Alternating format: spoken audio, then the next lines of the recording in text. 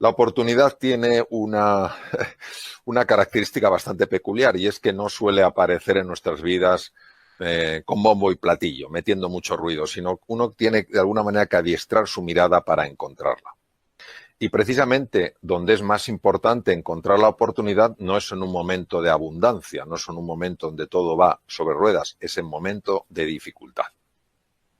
¿Por qué me siento seguro en mi zona de confort? ¿Y por qué me siento inseguro ante ese otro mundo exterior a mí que ha cambiado? Precisamente porque me veo ajeno a él. Creo que el mundo exterior está ahí, el mundo interior está aquí. Por eso cuando me han hecho alguna entrevista y me han preguntado ¿cuál cree que es el mundo que nos vamos a encontrar? De nuevo vemos en esta misma pregunta el reflejo del paradigma de la forma de ver de Cartesio. Nos lo vamos a encontrar porque es ajeno a nosotros. ¿Y si esto fuera un error de primer orden? Que tuviera unas consecuencias absolutamente extraordinarias. Imaginaros el mundo que se nos puede abrir si descubrimos que hay un error, tanto en la visión de Newton como en la visión de Descartes y en la visión de muchas otras personas. Dejadme que os explique ahora un aspecto de lo que se llama la neurociencia afectiva. La neurociencia afectiva es la parte de las neurociencias, las ciencias del sistema nervioso, que estudia todo lo que tiene que ver con el mundo de los sentimientos y de las emociones. En el centro de la imagen veis un punto rojo. Ese punto rojo es la amígdala. La amígdala, hay dos amígdalas, las que tenemos obviamente en la garganta y las que tenemos en el cerebro, que no tienen por supuesto nada que ver. Me refiero naturalmente a las que tenemos en el cerebro. En ese núcleo que veis ahí, tan pequeñito, tiene el tamaño de una almendra aproximadamente, está ni más ni menos que el núcleo central del miedo. Es nuestro detector de miedo. ¿Qué quiere decir? Que si yo este mundo que está envuelto en una pandemia, solo lo percibo como ajeno a mí, a ver qué más desgracias me trae. Si solo veo un mundo incierto, hostil, volátil, ambiguo, y yo me veo a mí mismo como una víctima que tiene que ver cómo sale adelante ante esta tormenta que está sacudiendo a la humanidad entera, os voy a decir lo que pasa. Lo que pasa es que se activa ese núcleo central del miedo en la amígdala y se desactiva lo que veis ahora en color rojo. Ni más ni menos que la parte del cerebro que es absolutamente imprescindible para adaptarse. Es un momento para recordar la frase genial de Charles Darwin: no es la especie más fuerte ni la más inteligente la que sobrevive, sino la que mejor se adapta. ¿Cómo nos vamos a adaptar, queridos, si la parte del cerebro, la parte más moderna, la corteza prefrontal, no funciona adecuadamente porque está activado el núcleo central del miedo?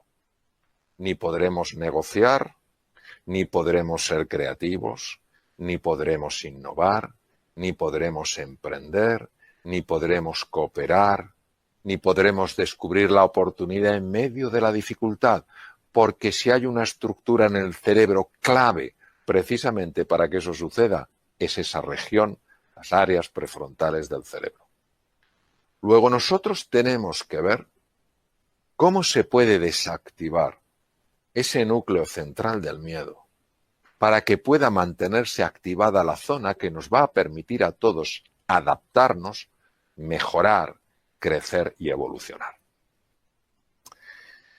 Como lógicamente soy médico, he ejercido la cirugía 26 años, aunque desde hace unos largos años ya no estoy en el ejercicio clínico, sino en la investigación y en escribir y transmitir estos conceptos, sí me importa mucho deciros que cuando se enciende el núcleo central del miedo en la amígdala, no solo se desactiva la parte anterior del cerebro, que es precisamente, como hemos comentado, la que nos ayuda a adaptarnos, es que además tiene profundos efectos a nivel del cuerpo.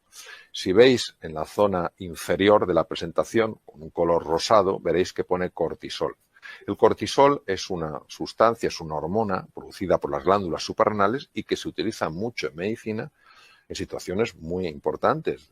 De hecho, ha sido muy utilizado cuando en la situación actual con el COVID-19 se producía una reacción excesiva del sistema inmune y un cuadro inflamatorio. Se utiliza también en los trasplantes, etcétera.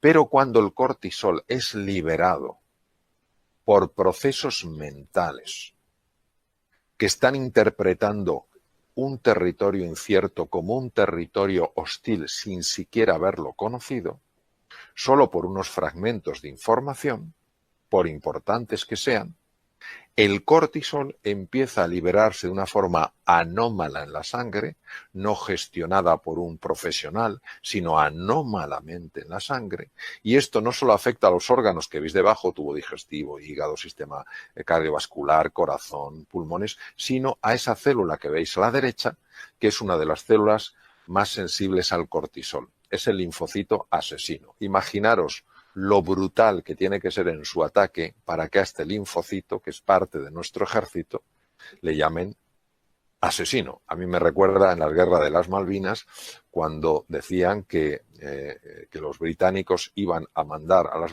Malvinas a los gurkas. No sé si os acordáis de aquello. Los gurkas tienen una fama de ser gente que se escabullía, se metía sin que les pudieran ver, usaban cuchillos, degollaban a la gente, no sé si recordáis aquello. Pues de alguna manera siempre ha habido dentro de los ejércitos tropas especiales, tropas muy entrenadas para entrar en las líneas del enemigo, pues nuestra tropa especial, o al menos una de ellas, es ese linfocito, el linfocito asesino NK Natural Killer, asesino natural. Bien, este es un linfocito especializado en el ataque sobre todo a dos tipos de agentes nocivos, las células cancerígenas, número 1, y los virus. Acordaros que el COVID-19 es un virus. Los virus y las células llenas de virus para que no revienten y llenen de virus el torrente sanguíneo. Pues bien, la liberación excesiva de cortisol anómala generada por la mente es capaz de bloquear, al menos parcialmente, el funcionamiento de los linfocitos asesinos. Fijaos qué curioso como en un momento determinado donde tenemos que tener un sistema inmune lo mejor modulado posible y unas capacidades cognitivas lo más hábiles precisamente para que nos podamos adaptar, fijaros qué curioso cómo cuando uno está contemplando el mundo exterior ajeno, hostil, sucede todo lo contrario, cae nuestro sistema inmune, su modulación empeora y las capacidades para adaptarse también bajan. Por eso nosotros tenemos que cambiar esta pregunta. ¿El mundo que nos vamos a encontrar? No. El mundo que juntos podemos crear. Y aquí es donde vamos a dar el salto cuántico. Nunca mejor dicho. Porque tenemos que traer a primera línea como protagonistas de esta escena a dos de los físicos cuánticos más notables que han existido. Por supuesto, ha habido otros como Niels Bohr, el danés, que ganó el premio Nobel en 1922, el premio Nobel de Física, justo el año posterior al que lo ganó Albert Einstein. David Bohm, que conoció a Einstein, trabajaron juntos, quiero decir, en el mismo lugar en Princeton, en la Universidad de Princeton, Estados Unidos, y son estos físicos, Bohm, Einstein, Niels Bohr, etcétera, etcétera, los que nos han descubierto dónde estaba nuestro gran error. Y el gran error está en lo siguiente. El mundo exterior y el mundo interior solo están separados en apariencia. En apariencia, como decía Niels Bohr, hay una verdad, es verdad. La física newtoniana, claro que es verdad en el mundo de las formas, en el mundo de las apariencias. Claro que en el mundo de las apariencias lo que decía Descartes parece que es verdad, que la mente va por un lado y el cuerpo va por otro. Sin embargo, los físicos cuánticos, Niels Bohr, Einstein, Bohm, nos introducen en un plano profundo de la realidad. Es como si solo conociéramos la superficie del mar. Y Newton y Descartes nos hubieran hablado de la superficie del mar, que tiene cosas apasionantes. Y está la tierra firme y nos la hubieran descrito, diríamos, qué maravilla, qué continentes. Y que físicos cuánticos como Niels Bohr, Einstein o Bohm nos hubieran metido en las profundidades del mar y nos hubieran enseñado los tesoros que hay. Las cosas tan extraordinarias, por ejemplo, solo deciros que gran parte de los de las sustancias que se utilizan para destruir el cáncer se obtienen de esponjas marinas, no de cosas que están en la superficie. Por tanto, la física cuántica jamás ha estado en contra de la física newtoniana. Lo que ha hecho es complementarla. Lo mismo que el fondo del mar no está en oposición a la superficie del mar o a la tierra firme. Pero claro, es que lo que nos han revelado los físicos cuánticos es de una profundidad insospechada. ¿Qué nos han revelado? Nos han revelado algo que es que el observador influye en lo observado. ¿Pero cómo es posible? ¿Pero qué me dices si yo lo que yo observo está fuera? Y yo soy el observador que estoy aquí dentro. ¿Cómo yo voy a influir fuera? Pues sí, señor. Hay una dimensión de la realidad en la que nosotros estamos influyendo fuera con nuestra forma de pensar, con nuestra forma de sentir, con nuestra forma de actuar. Y cuando tiras del hilo y te vas para atrás, te das cuenta de que Carl Gustav Jung, probablemente de los psiquiatras más extraordinarios que ha existido, ya lo vio.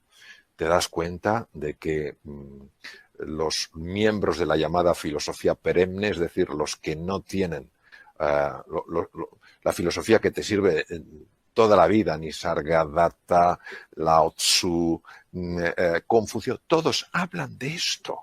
Pero ha tenido que ser la física la que nos abra los ojos y diga, ojo, porque lo que está sucediendo dentro de ti va a tener un impacto fuera de ti, porque el observador y el observado están mucho más conectados de lo que te imaginas. Y por eso tenemos a alguien de la talla de Blake, William Blake, inglés, nació en 1757 y fue otro de los grandes filósofos para mí, aunque él era poeta, él era un magnífico grabador.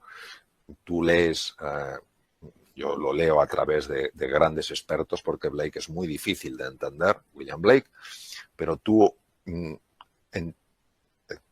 lees fragmentos de Blake y te sacuden por dentro y no sabes por qué.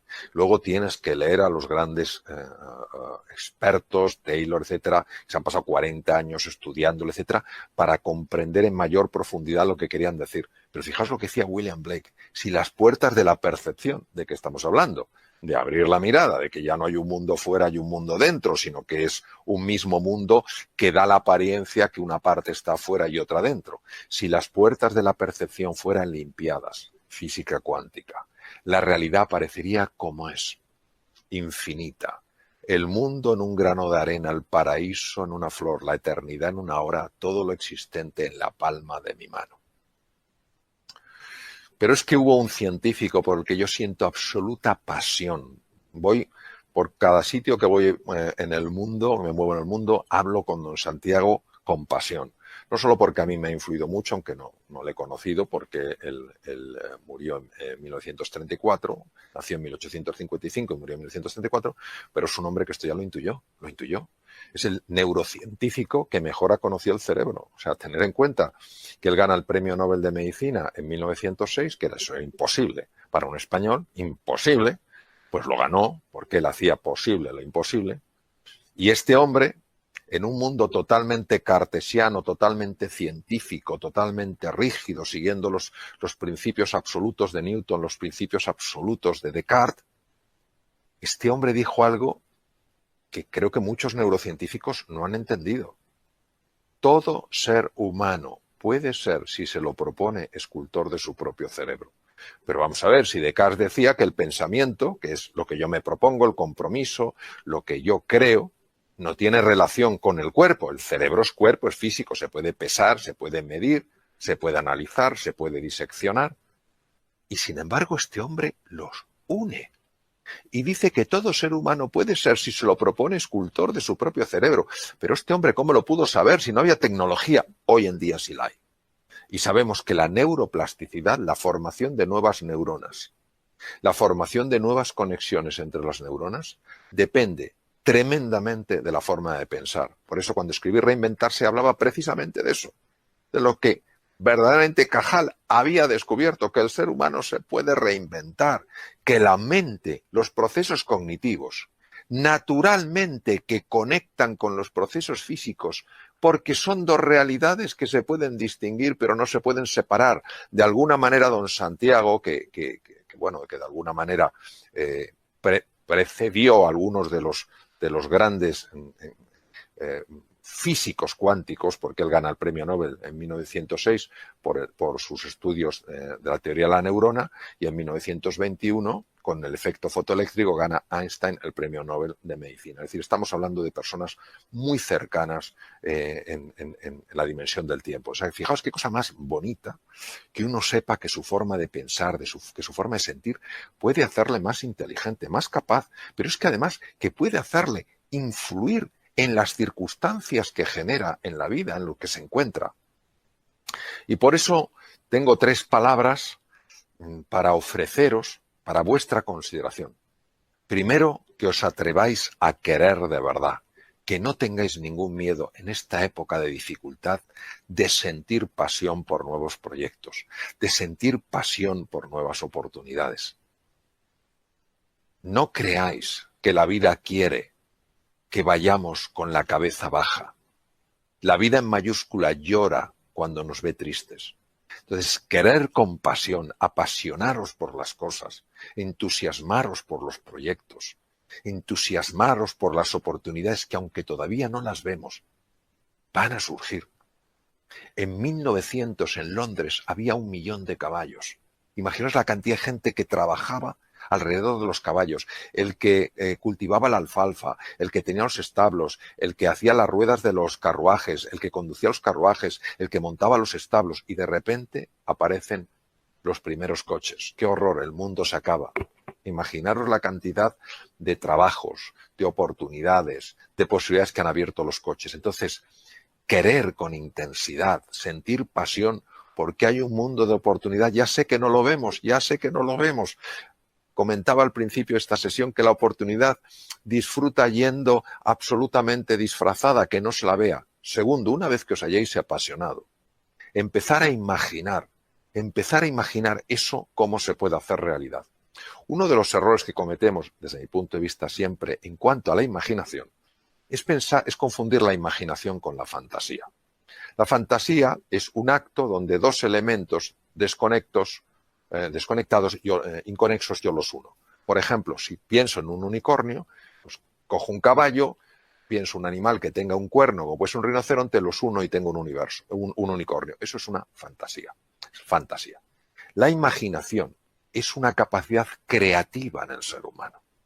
Cuando tú quieres de verdad algo y empiezas a imaginarlo, empiezas a crearlo.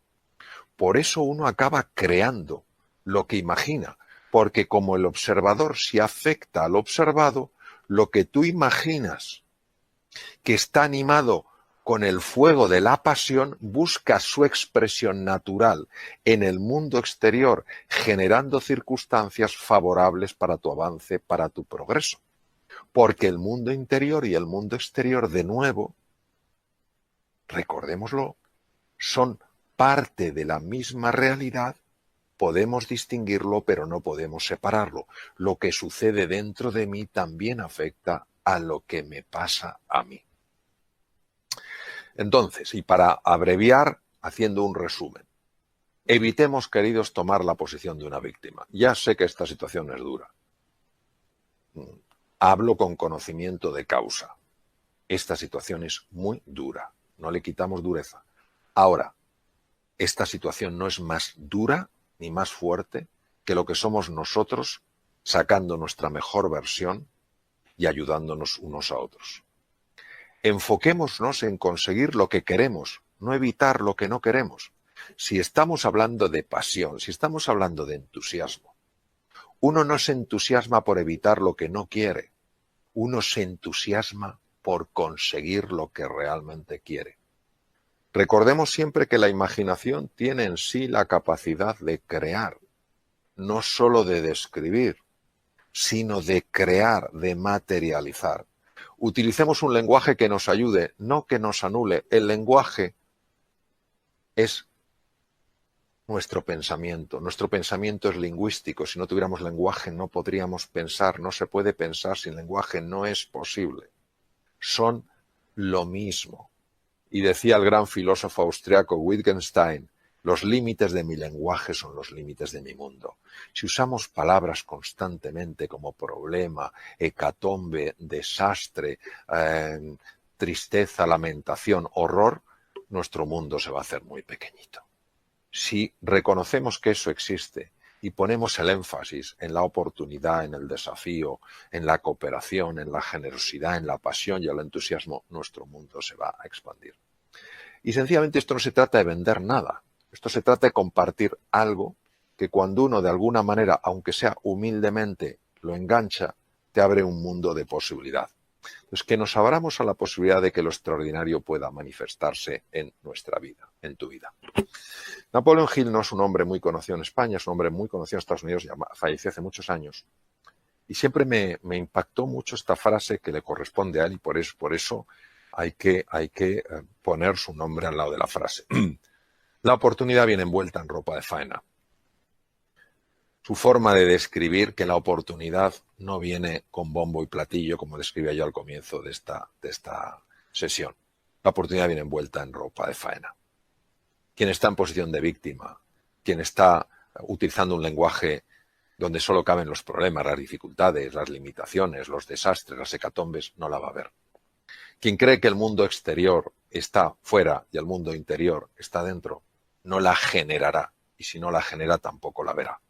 Napoleon Hill pasó 25 años de su vida, un encargo que le hizo una persona muy reconocida en los Estados Unidos, pasó 25 años de su vida estudiando la vida de la gente que había podido salir adelante en situaciones muy complicadas.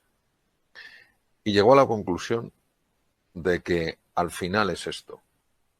Si tú te entusiasmas, si tú imaginas, si tú cada vez que te caes al suelo, en lugar de quedarte mirando el suelo, empiezas a mirar al horizonte, empiezan a manifestarse, a aparecer oportunidades en tu vida. Entonces eso es lo que yo quiero dejaros como final de esta sesión, que busquéis la oportunidad, que esa oportunidad está, que uséis los recursos extraordinarios que tenéis.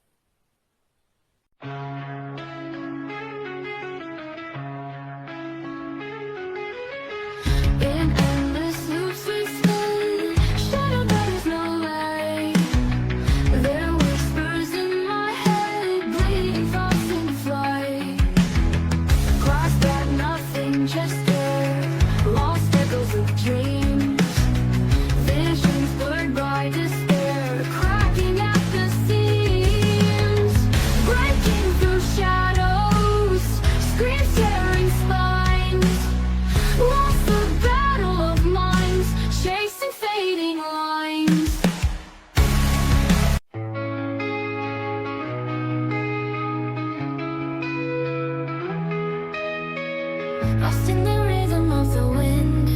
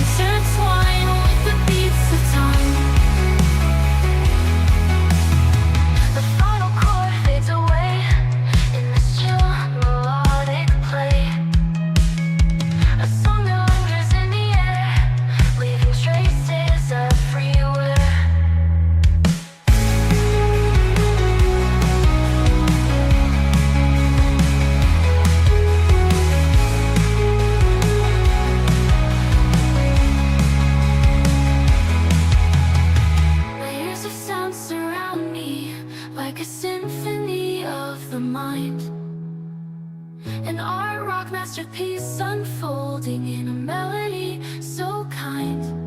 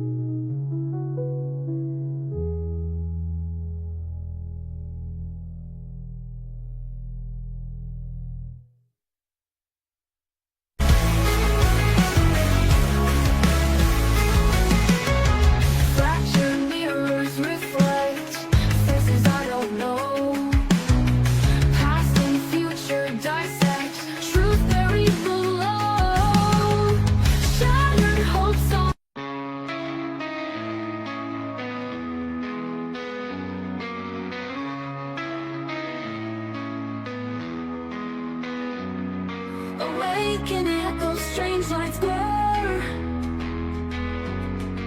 Questions unanswered, darting stirs.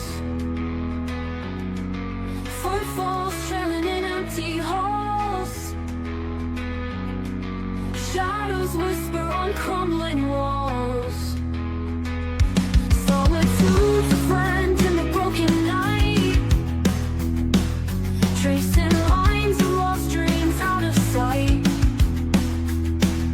Faded portraits of the silent past, forgotten faces, conversations that didn't last. Cold winds dancing through shattered panes, heartbeats sync with the pattering waves. Moonlight shadows dancing, twisted figures, lonely path winding, can't find home. Cracks in reality, mirror reflections, crying echoes come like haunting tones. Synthetic waves crashing, waves tidal, voices harmonize what never was found. Darkness consumes, but we search for dawn in the silence, echoes swirling all around. I see nothing, blind to the light, fingers clutch at air holding emptiness, spinning in circles, can't break free, haunting melodies, wrapping dreams in still. A flicker of light, a distant fading spark, a whispered promise tearing through the dark. Voices rising, chorus, a fragile, hopeful plea. Can we break the chains or are we eternally? Para decir sí a la vida, para decir sí a este nuevo mundo que nos encontramos. Cuidaros mucho y un abrazo muy fuerte.